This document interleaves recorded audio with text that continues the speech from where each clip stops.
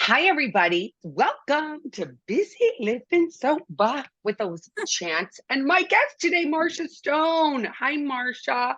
Hello. I'm Hello. so Thank happy you to have so you. much. I'm so excited. Thank you so much for having me. I'm excited to have you. And it's episode 354 episodes. Wow.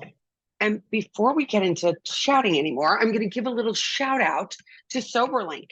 So, as a busy living sober listener, you know that my mission is to eliminate the stigma of shame and addiction through open and honest communication. So, how does one do that? Well, SoberLink is a remote alcohol monitoring system that allows you to rebuild trust by sharing your recovery with your support network in real time.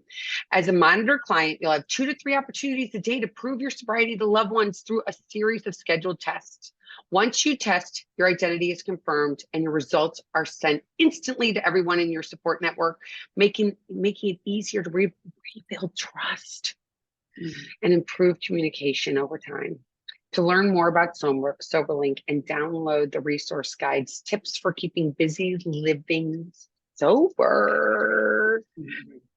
Or you can get a $50 promo code by visiting www.soberlink.com/BLS for busy living sober. Thanks again, SoberLink. We all want to change this shame, don't we? I love SoberLink, by the way. Don't you love it? I love it. It's such a great tool. And it's one of those things, like you said, that starts to decrease the stigma. And most importantly, it's just a way to build back relationships faster because it takes out the need for anybody to think, are they telling me the truth? You know what I mean? So it's just, it's amazing. And I love that they use the facial recognition because I've heard so many, I mean, how many times have you heard of people that don't really give, the proper urine, or it's not really them taking the test? So we love them. So tell me, Marsha, I'm so excited to hear your story. For one, she's a mother of 5 and the grandmother to a 14-month-old girl or boy? A little girl named Charlotte, and we call her Charlie. And oh my gosh, she is just a dream. And I'm telling you, I had my children young. My first 3 kids were with my college sweetheart, who was my best drinking buddy. I made it out of this disease. He did not. And, no. Prayers for him. But our 3 kids are, my oldest 3 are 32, 31, and 28. It's the 28-year-old that had the baby. He's been married a couple of years to his beautiful wife, Bailey. And then I have a stepson who is 21, but he's been in my life since he was 18 months old. So, he's mine. And then we have our baby, my husband and I have one baby together. And he's 18 and he's going off to college this fall. So kids have been leaving over the years, all these years, but I've been a mother for 32 years. And this is the first time in August that I will have no children in the home. And some days I'm terrified. Some days I'm excited. Some days I cry. Some days I'm so happy that I've done, you know what I mean? So it's just been kind of all over the place. But luckily I have Charlotte, the grandbaby, so I'll have something to focus on, once all the kids are out of the house. And so it's a journey for sure. I'm 53 years old, so I'm pretty young to have, 5 children, but I'm telling you, they were just such a part of my whole recovery story, my whole life journey.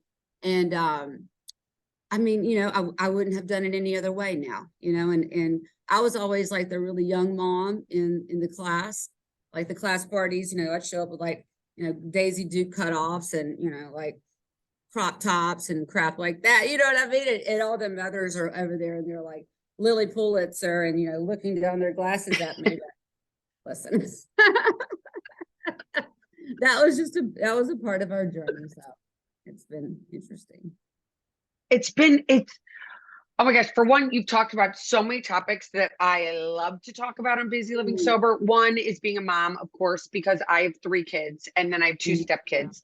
And my husband's one of his son has 2 children. So he's a grandfather, and life when they all leave and what that leaves to the mommies. And I know so many women, turn to alcohol and drugs because those feelings are so overwhelming, right? Yeah. I mean, I've been in empty, it's been 5 years since my youngest went off to college. And I need some advice then from you for sure. Yeah, it's really, it's so hard. I mean, I could cry just thinking about It it. It's makes me just, want to cry just thinking I know, about I it. know. It's just because, if they were living in our basements, we'd be like, oh my God, what are they doing? They should be living in my basement playing video games. But at the same vein, it's like, but they're gone and they don't really need us like they did before. So Yeah, it's how to deal as a mom with the feelings yeah. and everything else. So you got sober 14 years ago. Congrats. 15. No, I got, 15 years ago. You're 2 years behind me. Hello, I have to do the yeah, math. And yeah. you just had an anniversary. Will you tell us what it was like, what happened, and what Yeah, it's like now? for sure. I grew up in South Georgia in a small town. I was related to most people in the town. And I didn't Can I even ask live you which town? Moultrie, Georgia, small town in South Georgia. We're about it's about an hour north of Tallahassee, Florida, and it's about 3.5 hours straight south from Atlanta. So my family were tobacco farmers, small town lawyers and judges, and just, I mean, it was kind of like, To Kill a Mockingbird. You know what I mean? It was like pretty idyllic. We rode our bikes around the courthouse square, and everybody knew me. I knew everybody, and it was, in some ways it was idyllic, but in other ways it was painful because my parents got divorced when I was very young. And my mother actually ended up marrying her divorce attorney. So there was lots of eyebrows raised about that. And yeah. And I mean, my mom was a tough one. She was crazy about me, but she was also emotionally unavailable. And she was a bit of a social climber, I guess I would say. And so she was like hyper focused on making sure I had choices that she didn't have. And so she was always like, all my friends in school were taking like home economics, and I wanted to learn how to sew and take home economics. And she was like, I can teach you how to sew. You're taking AP history. You know what I mean? So she really drove me in that direction, which I'm really grateful for now. But at the time, I didn't understand, and I just felt like sort of like an oddball in ways. And my stepfather was pretty abusive, and uh, she she she kind of turned a blind eye, right? I mean, she knew some of it, but she didn't know all of it, and it was just really hard. I felt, looking back, it's funny, like the things that we carry with us, because I've always been worried that my youngest child was lonely because he was the one that sort of, grew up sort of like an only child because his siblings were older. And my husband and my son would say to me, like, Mom, I'm not lonely. I've got my friends and da, da, da. But that was just something that I was carrying into the relationship with him because I was lonely. And I also felt, because it was true, that it was kind of a burden to have me in the home. Another thing that happened, I'm just like telling you these things because this is kind of what set me up to seek the relief of alcoholism, right? The other thing that happened was, like I said, I had a big family. And so my parents had, shared custody. But even if I was with my mom, I might stay at my grandmother's house, or I might stay at my aunt's house or my other grandmother's house. And what ended up happening was, the facts were, right, that I had a big family that was crazy about me and wanted to spend time with me. But the feeling was that I didn't belong and no one really wanted me there for long, right? And so, when I say that to people like you, you're nodding your head, like, I get that. Totally When I get say it. that to people that don't suffer from the same sort of self-centered bondage that we do, they're like, well, why would you think that? Of course your family will, you know what I mean? And so that kind of set me up. The other thing too that set me up for a big fall was that, because I was so like insulated in that town, it really kept a lot of consequences away from me. You know what I mean? Like if Mm-hmm, you get mm-hmm, pulled over by the cops in high school, they like shine the flashlight, like, Marsha, get your butt home before I call your mom, like that. mm-hmm. Things like that. I don't think they really happen anymore that way, even in small towns, but I don't know, of course. But anyway, I went off to college when I was 17 and met the father of my oldest three children, who became my best drinking buddy. And my drinking just continued to increase. He was wild. He, looking back now, he committed suicide in 2011. But looking back, Oh. he suffered from bipolar. He suffered from, like lots of trauma and stuff. And I didn't know those words back there then, and I didn't know those terms. I didn't know anybody that went to treatment. I didn't know anybody that went to AA. So I just thought he was like a selfish, asshole. And sometimes he was, right? But so was I. And we got married really young, had 3 kids, split up. And the bottom line is, by the time I was 24 years old, I had 3 kids, no education. And, it dawned on me, like, I've got to figure out a way to support these kids. I was living at the beach, waiting tables, like I was saying, like, cutoffs and crop tops and all that stuff. And my stepfather was an attorney. And so there's lots of psychiatrists that have had a lot of fun with that idea. Like, oh, she became an attorney because her abuser was an attorney. Like, maybe, but I was just trying to think of a job that I could do because I was always drawn to like debate, English, good communicator, that kind of thing. And so I ended up getting a scholarship to go to law school. And throughout law school was when my drinking really started to increase. But you know how it is, like our minds are so quick to defend. And so when I would like wake up with another hangover thinking like, oh my God, I can't do that again. I missed another class. The kids were late for school, whatever was going on, I would my mind would quickly say, Marsha, anyone who was trying to do what you're trying to do would be just as stressed out as you are, and they would need to drink too, right? And it's that same old thing, like I always had this sort of defense, like, well, if you had my life, you would drink too. And that was whether it was like the bad parts or even the good parts of being able to go to law school, right? There's always drinking that was sort of like clouding my perception of my life, my future, my behavior, and all that. And so I ended up moving back home, and I was the first female assistant district attorney in the Southern Judicial District of Georgia in my hometown at 29 years old with like a budding case of alcoholism. So Oh, I rock mean, star. well, thank you. I am a hard worker. I will say that. I do have a good work ethic, but it was just a setup for disaster, right? I mean, by this time I'm sometimes I will say I'm an addict if I'm in a room where that's appropriate. And I certainly did drugs. I'm getting ready to say a little bit about that, but alcohol was my first and last love, right? And so that's really where I really closely identify.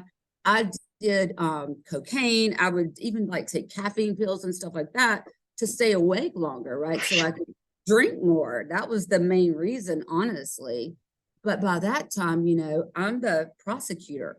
I'm the one recommending sentences to the judge for these people sitting on the other side of the courtroom who did the same thing last night that I did, right? Buy cocaine, driving drunk, neglecting your kids. And so, that line in the big book that talks about more than most people, the alcoholic leads a double life. I mean, if you just like took a screenshots of my day and everything, just like just the contradiction in everything I was saying versus what I was doing. And honestly, like, I mean, you can't live with that. I couldn't live with that, but for so long. I mean, you just feel like you're constantly lying because you are. And I ended up having a bad car accident, and I got intervened on by my family. I said my aunt was the judge in town, and she basically said, like, if you don't go to treatment, we're going to take your children. So I went to treatment, and the DA graciously let me resign from my position and keep my health insurance. So I went to treatment, and this was in 2002. And really from 2002 to 2008, those 6 years was when I was desperately trying to get sober, but couldn't. It kind of started off like, I'm not sure I'm an alcoholic like these people are saying. I think I was in a situation where it was stressful and, people were hard on me, or either they were hard on me, or they neglected me, or they, were all up in my business, or they didn't want me, you know what I mean? Just like all these contradictions all the time. No one could do it right? Because I couldn't do it right. And I wasn't happy or settled or proud of anything that I was doing. In the first treatment center where I went, I found my husband, who I'm actually still married to today, and not recommended for any listeners out here. Don't do that. We have a great marriage today, a fantastic marriage today. We've been married for 22 years, but we relapsed together. We, burned our life down together. And that's what happened really right before I got sober. My husband's a veterinarian. And so, I relapsed February 2007. And really, I used to hear in the rooms, like people would say, I didn't draw a sober breath for a year and a half before I got sober. And I used to think like, that is such a crock. Like they're exaggerating, but that literally, that's like, unless I was like in detox, arrested, asleep. I mean, it was like drinking and drugs is my full-time job. And, you know, as they say, it progresses. And that's exactly what was going on with me. Although I, it was hard for me to piece together at the time. So we split and I went to long-term treatment, courtesy of the Georgia and North Carolina Bar Association that came together and did an intervention on me in the courthouse and basically said, you know, you're a phenomenal lawyer and we want you to live. And we think that we're going to open up the newspaper one day and, you know, you're going to be dead or overdosed or in a wreck or something. And these men all came together, and I'm just telling this part. I don't always tell this part, but it's profound because it talks about the insanity of the disease. These men all came together, grown men. I think there was one woman in the room, grown men crying, like these people really cared about me. All the judges in the district, like, you know, really cared. And I'm sitting there listening. I thought I was being called in to discuss one of my cases. And then when I came in, I saw like like a Kleenex box and a bottle of water. You know what I mean? Like, oh, this is an intervention. And they were crying and, you know, telling me all these wonderful things and, you know, how they want me to be okay and live. And all that I could hear, my mind was just telling me, these men are trying to ruin my life, you know, and that really is the insanity of this illness that I have, that we share. But they didn't leave me much choice because they suspended my law license for 5 years. Well, I agreed to it because they were going to take it. And I went to long-term treatment and finally was able to get some traction because it was gender specific, it was long-term, it was no nonsense. And it's exactly what I needed. And it kind of set me up to really create the kind of treatment programs that has become sort of, you know, my life's work the last 10, 12 years. But I got sober, and Jonathan, my husband, came to Texas and got sober because this is where he was from. And we ended up, you know, patching our marriage back together with a lot of counseling and, you know, all kinds of things. And I moved to Texas, and slowly the kids started to come back into our lives one by one. I was still working my get well job at the time, and I was really frustrated with that. I was working at Massage Envy, like taking reservations for massages and, you know, folding towels and all that kind of stuff. So, and you know, it's funny. It's like I was real grateful at the beginning, but you know, about month 11, I'm crying by the big dryer with my sponsor on the phone, like, this is bullshit. I have a law degree. I'm so underemployed. I'm poor and all this stuff. Yeah. And she was like, Marsha, you keep doing that because when the time for you to leave, it will be very apparent to you. And that day came when Mark Houston, who owned Mark Houston Recovery, where my husband got sober, called me and asked me if I would come to work for him. He wanted me to start a women's program to mirror his men's program. And at that time, Mark Houston Recovery was not licensed. It was like a 12-step immersion, sort of like a mentor program in a way.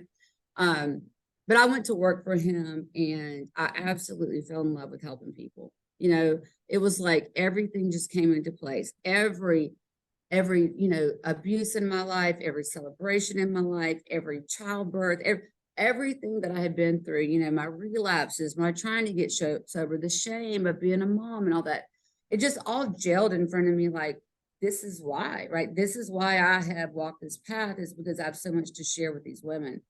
And I loved it, and I still love it today. And Mark Houston ended up passing away very suddenly 6 months after I was working for him. I started working in September 2009. He passed in February 2010. And his business partner was going to close the business down. And by that time, had fallen in love with it. So I brokered a deal with this sort of angel investor that I knew. And I ended up buying that company in 2000. I became CEO in 2011, and I bought the company in 2016, and we expanded it into what is now BRC Healthcare. And it's like a healthcare system in and around Austin.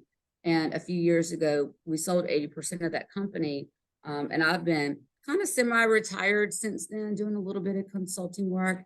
But I just opened up a new program in Austin that's a mental health primary, because that's the thing I've kind of, you know, gotten interested in these days. There's lots of mental health going on in the country that some has to do with addiction, some doesn't. And then I'm going to open a women's program in August in Florida, all women's, long-term, kind of like I experienced. But I just took a year off after that transaction with the business, and really just went into a lot of prayer and a lot of, sort of self-seeking answers, like, I don't mean self-seeking like that. I mean, like, seeking answers for myself of what's next, and, what does God want me to do? One of the things that I'm so clear about is the line in our literature that talks about um, God's we're in the role we are in the world to play the role that God assigns. In other words, like, God's plans are always better than my plans, right? And I'm very clear about that. And I'm also really clear that what it feels like to kind of be doing what you ought to be doing versus trying to, like, force some kind of a business transaction. I've gotten into that hard-headed stuff too. But these days, I love being a Mimi to little Charlotte. I love watching my kids grow up. And, one of the things I always talk about on conversations like this is my kids had it really hard because they were, like, in junior high school when I started really struggling, with my alcoholism. It's embarrassing, right? I mean, I might show up drunk at the football game that my son's, I mean, who knows, right? I mean, my behavior was just so unpredictable. And there was a lot of hurt with that, right? I mean, and I've made amends to them all, and we all have great relationships today. But the most profound thing about that is that when those three started struggling one at a time, not the same altogether, but one year my son, then my daughter, then my other son, and because they saw me struggle, they also saw me never give up, and they saw me come back, and they saw me have a hard time. They saw me slip. They saw me be embarrassed. They saw me pick up another white chip. And they watched that whole process. And because of that, they know without a shadow of a doubt that recovery is possible. And they also know that it's not a shameful thing in our family to ask for help. And so they were, they had that language, right? They had that language of recovery that they could come to me and to my husband and say, I need help, And they're all three sober for years now in recovery. And that's just the best feeling to me, because it seems like, it wasn't all for nothing. It wasn't all for nothing, because I've helped so many people through, having recovery centers for people to come to, and also to show up in my own family, in my own life, about this is raw, this is real. And sometimes it gets messy, but we love each other. We say, I'm sorry, and we get another chance. And that's what family's about, And when my life is over, if I look back and say, you know what, I was a great mom, I was a great business person, and I helped a lot of people. But the most important thing, I believe, will be, because my alcoholism and my addiction was so out loud, it couldn't be ignored. And so really, I changed the whole trajectory of my family, DNA for how many years to come. Because until I got sober, there was alcoholism and trauma for generations in my family that I found out about that I never knew about because no one talked about it, right? But mine, it was in the newspaper, right? I mean, it was, you were going to talk about it. And I'm really, at the time, I was so embarrassed and stuff, but now I'm just really glad, because it completely changed, like I said, the trajectory of my family around this topic. And I mean, to me, listen, I'm not sick. I don't want to pass away anytime soon, but if I did, I think that that's a life well lived, Oh my gosh. For one, I have so much to say. You're a rock star. You're amazing. And, I saw this thing over Mother's Day, and they gave the description of what a mom was, what we do, and getting sober and trying to stay afloat and having your husband not there, and dealing with those emotions and all of it, and just keep going, and you keep trudging. And we say we trudge the road to happy destiny, and we're like, well, what does that even mean when we're first getting sober? We're like, that seems this is so hard. I don't feel happy at all. You're like, this is, I feel so sad, and I just want to pick up because I don't know what to do with these feelings, because no one teaches us to say, I need help. No. My whole teaching was, like I said, we had a big, beautiful, like a colonial home with flower gardens in the front, and, hand stitched, curtains. I mean, it looked like Southern Living magazine.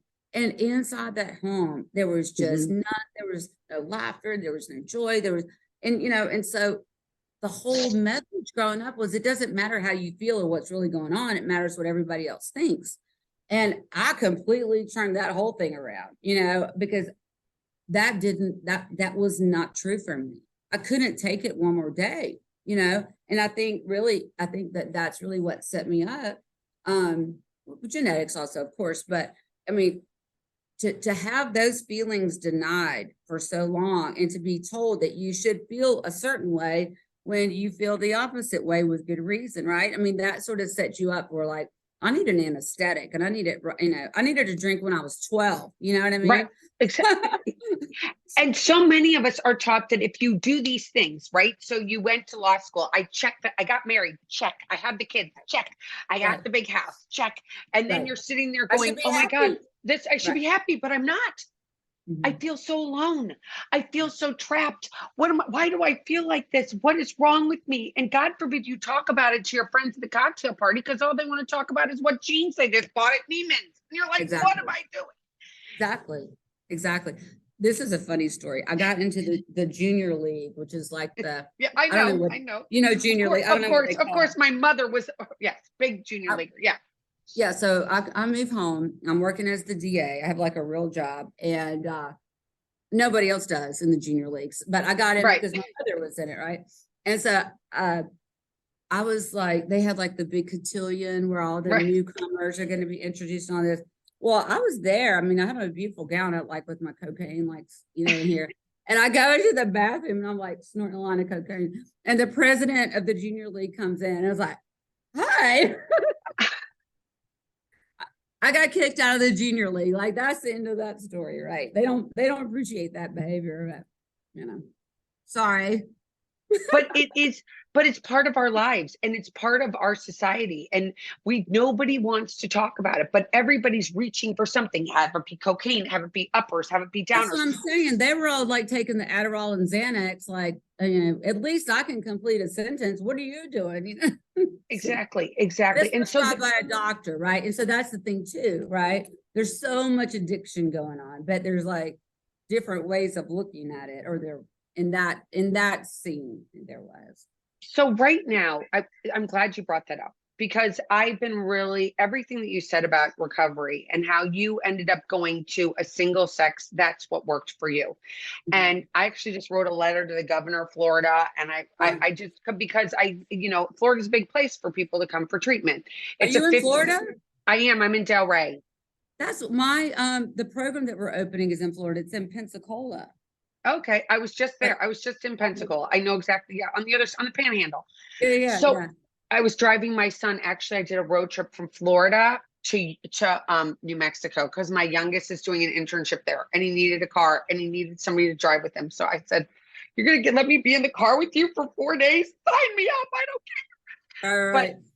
I get just that. get it. You to spend time with your 18-year-old. If he said, "Mom, will you come with me for 3 days in the car?" You'd be like, "Yeah, for Yeah, sure." sign me up, right? I Exactly. agree. But what you mentioned is, going into treatment and it was long term. How long were you there? So I was there for 7 months. The way they had it set up was the first part of it was about like I think it was 6 to 8 weeks, the first part where you were kind of going to we used to call it feeling school. That's not what it was really called, where you're going to feeling school every day. Right. And then once you kind of got that, like, a little bit stabilized, et cetera, then you would go into like job search. And then you had to like work so many hours a week and still go to treatment, so many days a week. And just start that balance part. It was really good for me because one of the things that would happen is I would do great in treatment.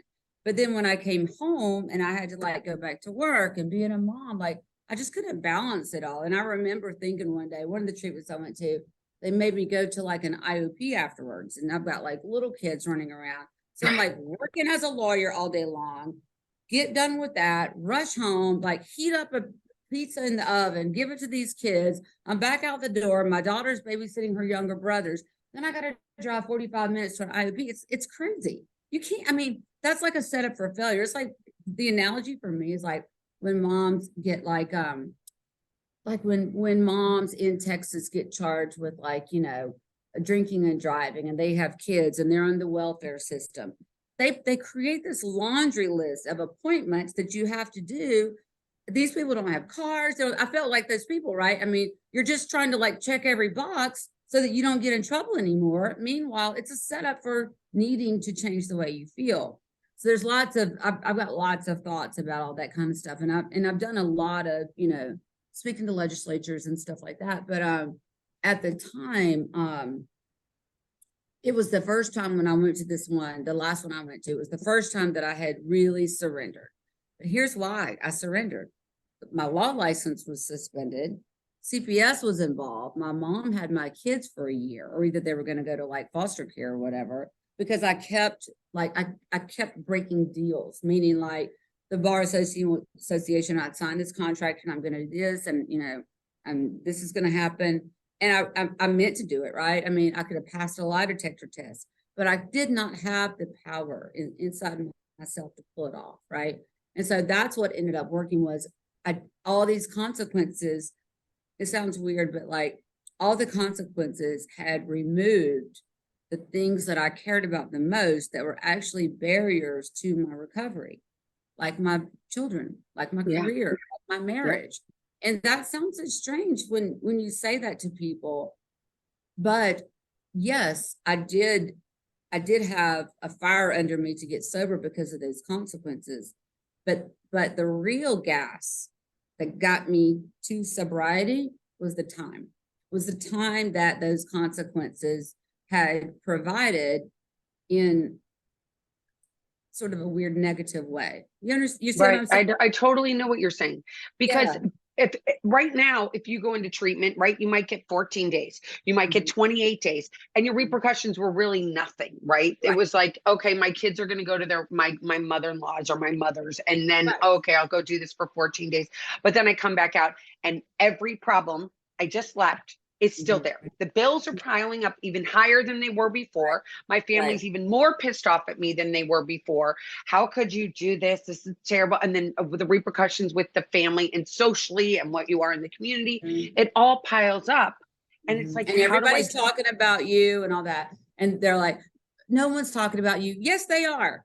Yes, they are. And that matters. It does matter. You know, I mean, I agree that as an alcoholic, I have this sort of self-focused bondage, right? That a lot of other people don't have. But at the same time, it is true that those problems make it worse. When you step away to go to treatment, everyone's like, oh, we're gonna bake casseroles and be supportive. No, they're not. They're not. They do not treat this as if you have a friend that's in the junior league that gets breast cancer, she's got casseroles for 5 freaking years in her freezer, and nobody's talking about her, right? But there's still this thing that this is a moral dilemma. And if there's any soapbox that I will get on, that is it. Oh, well, that's why I started this. I started this podcast 6 years ago. I originally was called Sober Not Ashamed because ironically, you know, I came from this family where everybody's on show. I was in the, you know, I was on the front page of the social section every weekend, right? There I am in a beautiful gown with a dirty martini in one hand and a pack of smokes in the other, getting ready for some guy to say, come have a line. I'd be like, sure, sign me up. I'm, you know, what can you give me, right? And realizing that I had so much shame and I was so scared. I still tell people when I went to AA, I feel like that door, it's like going to the gym for me. It's like, who wants to pull open that door? It's so heavy. That door, when you first walk into that room, was scarier than getting married, buying houses, buying cars, having babies, going into a place where you have to go, guess what? The gig's up. Hi, I'm Elizabeth. I'm an alcoholic. Yeah. I get it. I get it. And everybody is happy. That's what I remember. I remember walking in there and I would hear people be like, you know, I'm so-and-so, I'm a grateful alcoholic. And I used to think like, that is such BS. That is such BS. Right.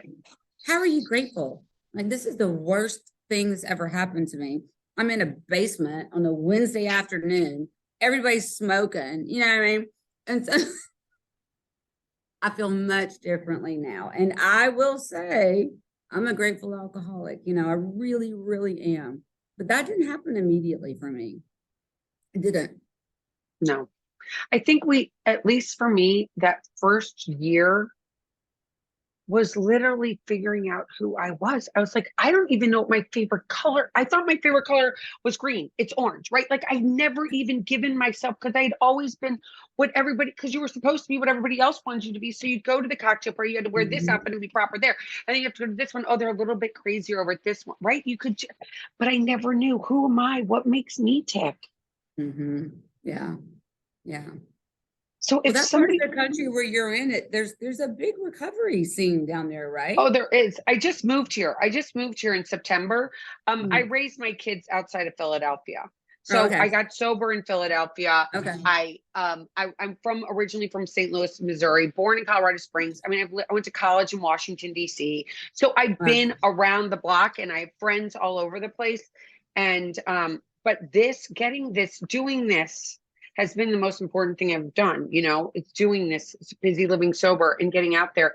And I want to ask you, if somebody's listening right now and they're at home and they've got their toddlers running around or their teenagers running around and they are like, I am at my wit's end, and they don't get the opportunity of having a boardroom full of gentlemen saying you need to go to treatment and crying Mm, and getting you to go, because that doesn't happen to everyone. Like you were so mm, blessed, right? So mm. blessed. So blessed. So So blessed. blessed. Yes. And I will say this too.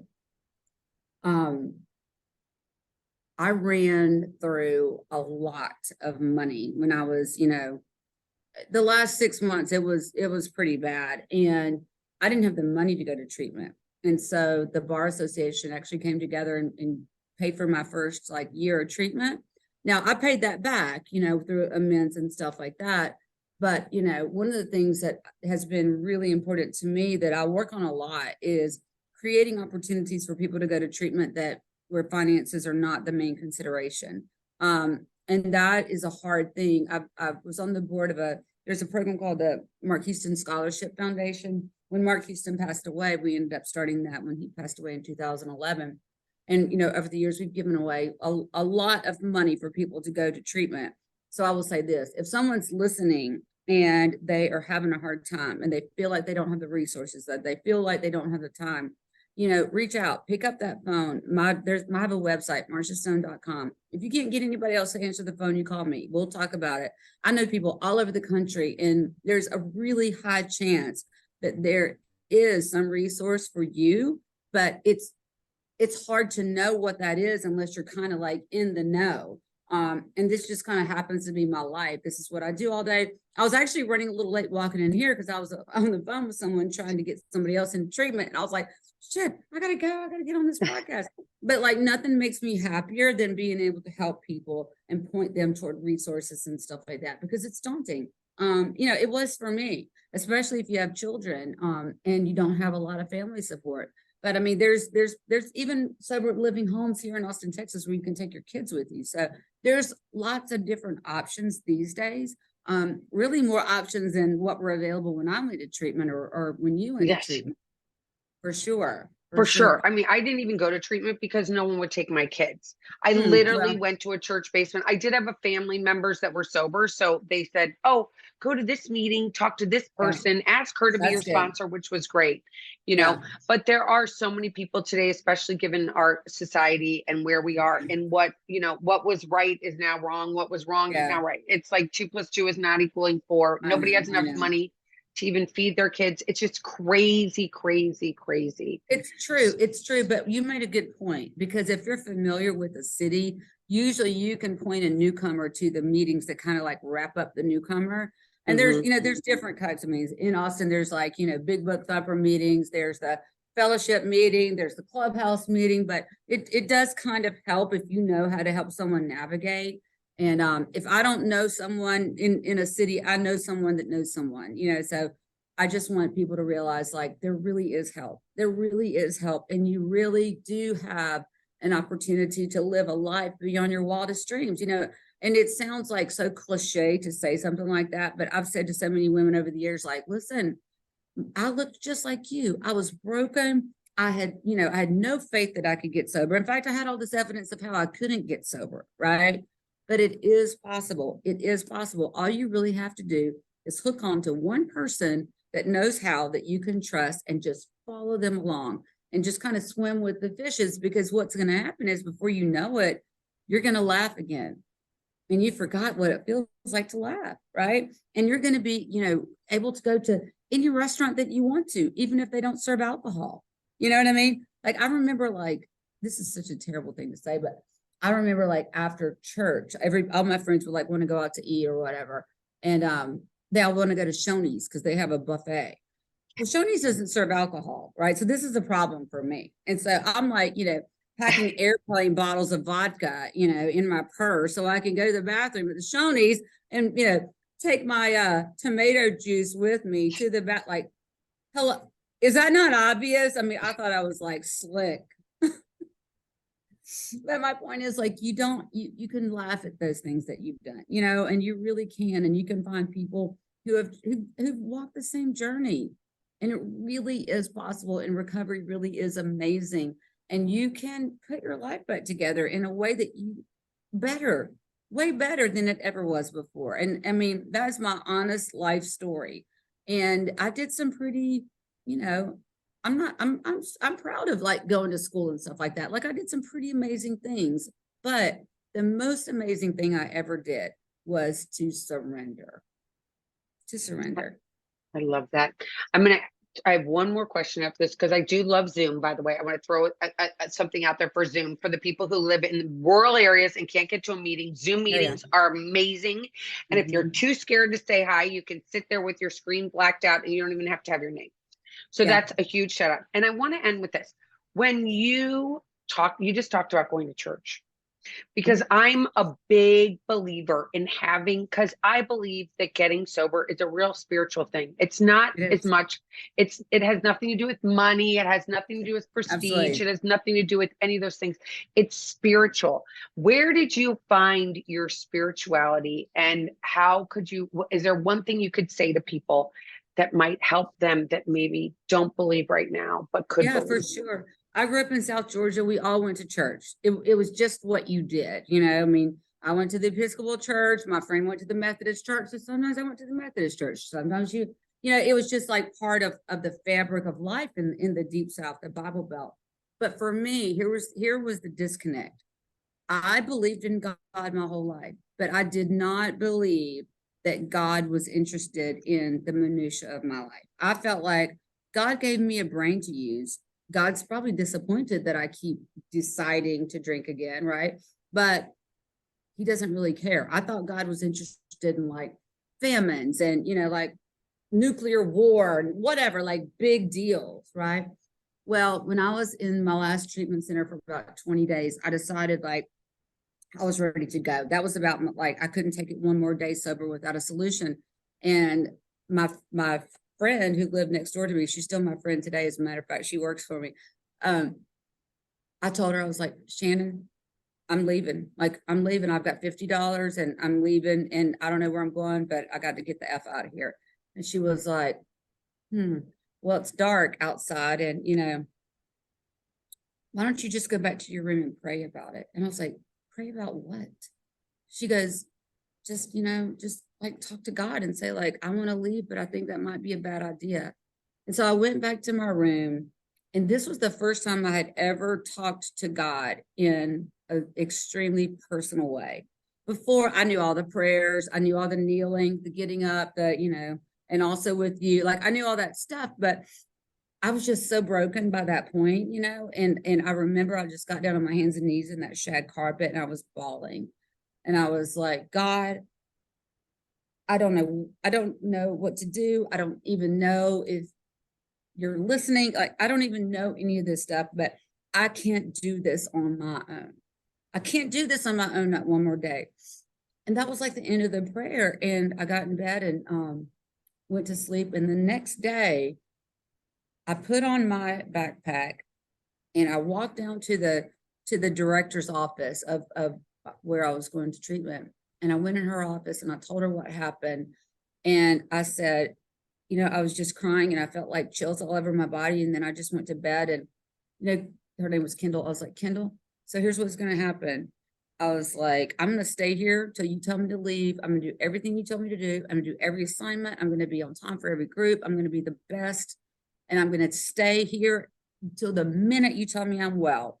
And if I do everything you tell me to do and I leave here and I drink again, then that's your fault. And I'm going to move to Belize and drink dark rum until I die.